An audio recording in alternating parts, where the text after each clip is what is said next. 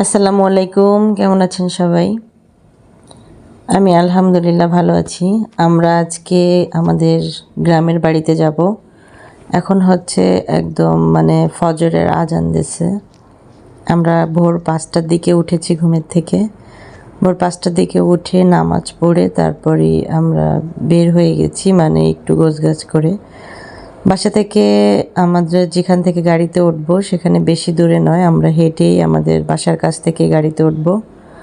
তো আমরা ফজরের নামাজ পড়ে বের হয়ে গেছি। এই যে দেখতে পাচ্ছেন মসজিদে কিন্তু মুসল্লিরা আসতেছে, এখনও জামাত শুরু হয় নাই।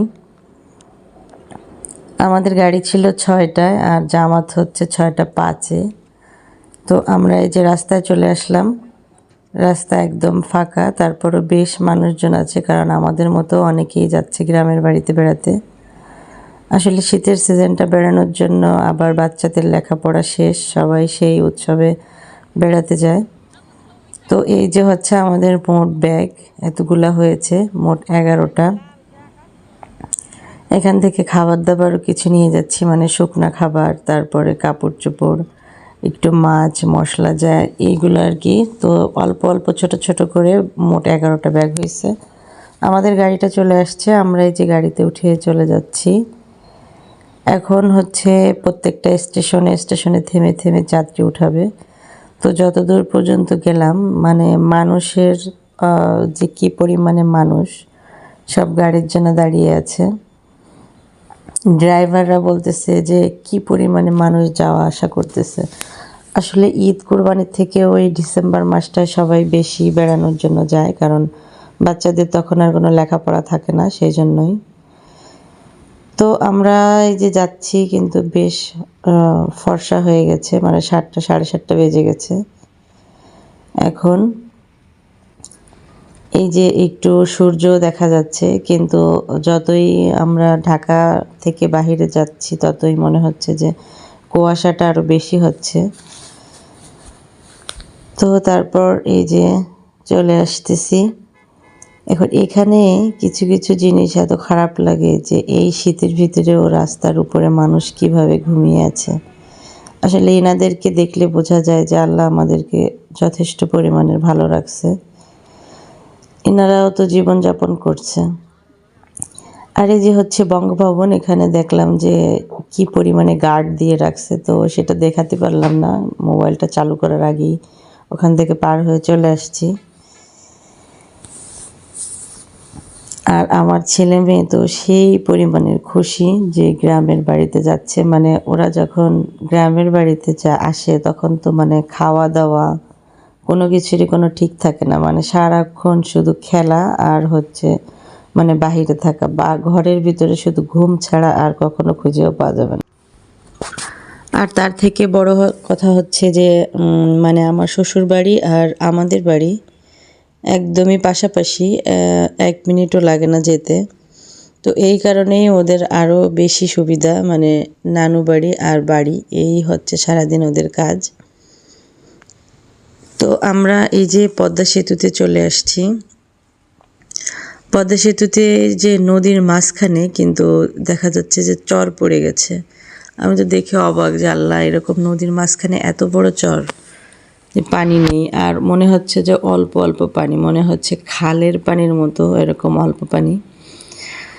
তো এটা বাহির থেকে এতটুকুই দেখা যাচ্ছে, কারণ নদীর উপরে কিন্তু কুয়াশাটা বেশি পড়ে, এজন্য বেশি দূর পর্যন্ত আর দেখা যায় না। এই যে যতটুকু যাচ্ছে, আমরা হয়তো খালি চোখে যাও আর একটু দেখতে পাচ্ছি, কিন্তু মোবাইলে আরও কমই দেখা যাচ্ছে।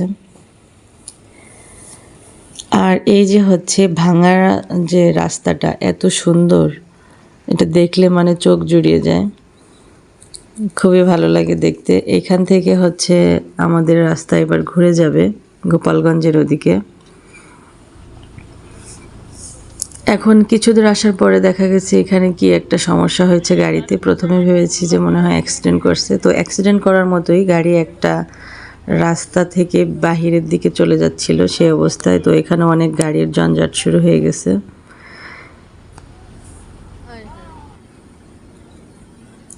আর এখন আমরা গ্রামের দিকে চলে আসছি, আমাদের এলাকার ভিতরে।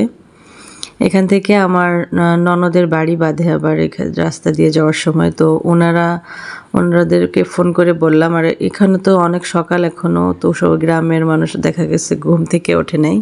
তো আমার ননদের মেয়ে যে ছোটোটা, ও কান্নাকাটি করছে, তো ওর মা আমাদের সাথেই উঠে এসেছে।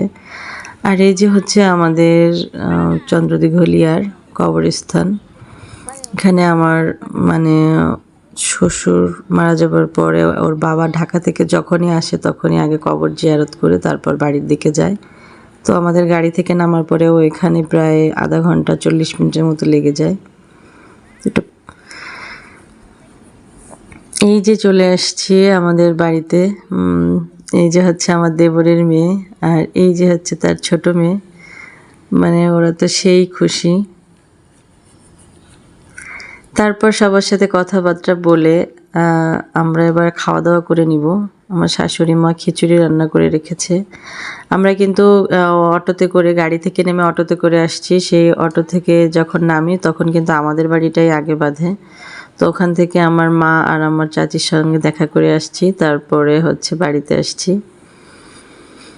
এই যে এখন খাওয়া দাওয়া করেছি, করতেছি। এর ভিতরে আবার আমাদের কিছু হাঁস, তারপরে কবুতর, এগুলো আমরা যখন গাড়ি থেকে নামি ওখান থেকেই কিনে নিয়ে এসেছি। এত ভোরে তারপরে ওগুলো পাওয়া গেছে, তো সেইগুলো কিনে এনেছি। এগুলো খাওয়া দাওয়া শেষ করে ওইটা বাছা শুরু করব। তো আমি খাওয়ার সময় আমার ছেলেকেও খাইয়ে দিচ্ছি, কারণ আর সারাদিনে খাওয়ানোর সুযোগই পাবো না আমি। তো এইগুলো পরিষ্কার করতে করতে আমার আর আমার ননদের, আমরা দুজনই পরিষ্কার করেছি। প্রায় 4টার মতো বেজে গেছে বিকাল। তারপরে হচ্ছে 4টার দিকে আমরা গোসল করে নামাজ পড়ে আছরে তারপরে খাওয়া দাওয়া করতে বসবো। এই যে আমি, আমার ননদ আর হচ্ছে আমার যা মিলে এখন খাবো। আমার যা কিন্তু এগুলো বাসেনি, কিন্তু আসলে আমরা খাইনি দেখে বসে আছে। তো আমরা এগুলো খাওয়া দাওয়া করে তারপর হচ্ছে আমাদের বাড়ি থেকে আরেকটু দূরে সেখানে যাব এক দাদুকে দেখতে। যে বাড়িটা যাব সেটা হচ্ছে অনেক বড় বাড়ি। তার ভিতরে এই দেখুন আমার ননদের মেয়ে যে নখ কেনার কথা বলছিল, নকল নখ বলে এটাকে, সেটা তাকে কিনে দেওয়া লাগবে। কি খুশি, মানে এতটুকু একটা জিনিসের জন্য যে এত পরিমাণে খুশি। বাচ্চাদের এই ছোটো ছোটো আবদারগুলোই ভালো লাগে। তো তারপরে আমরা যাচ্ছি, আমি, আমার মেয়ে, আমার ননদ আর ননদের মেয়ে, আর হচ্ছে আমার দেবরের বড় মেয়েটা। এই কজনে মিলেই যাচ্ছি। ভেবেছিলাম পুরো বাড়িটা ঘুরবো, কিন্তু আসলে রাত হয়ে গেছে, তখন আর হয় নাই। শুধু এক দাদুকে দেখে চলে আসছি। এটা হচ্ছে আমাদের বাড়ির পরে একটা জমি, তারপরে একটা মাঠ, তারপরে হচ্ছে সে দাদুদের বাড়ি। তো এইটাই হচ্ছে আমাদের মাঠ। আমরা চলে আসছি প্রায় দাদুদের কাছে। তো ওনাদের সঙ্গে দেখা করে রাত হয়ে গেছে। আমরা মাগরিবের নামাজ ওনাদের বাড়িতেই পড়েছি। ওনারা আমাদেরকে খেতে দিয়েছে। এই যে দেখুন গাছের কদবেল, তারপর দেশি মুরগির ডিম, আর এটা যে চাউল দিয়ে নাকি বাড়ি বাড়ি এসে একটা এটা করে দিয়ে যায়, আমি যদিও দেখি নেই।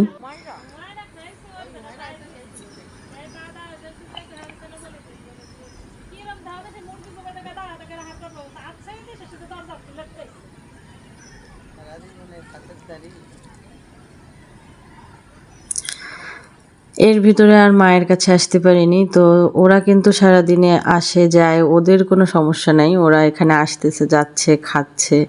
খাওয়া নিয়েও আমার কোনো টেনশন নেই। এরকমভাবেই কেটে যাবে আমাদের।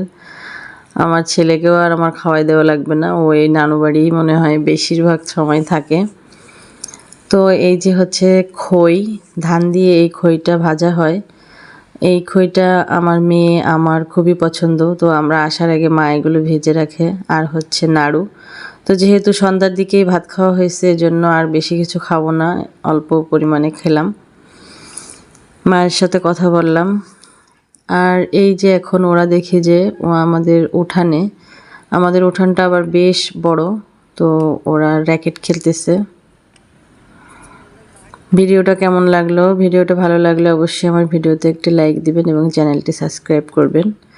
আনন্দময় এই আমাদের 8-10 দিনের মতো এখানে থাকবো, খুবই মজার কাটবে।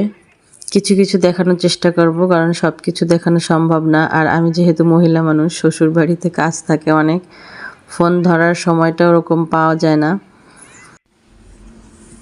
আর আমাদের মানে এই শীতের সময় বেশ মাছ টাছ পাওয়া যায়, ওগুলো এত পরিমাণে কেনা হয় যে ওগুলো কাটাকাটি ধোয়া তারপরে রান্না বান্না করতে করতেই দিন কেটে যায়।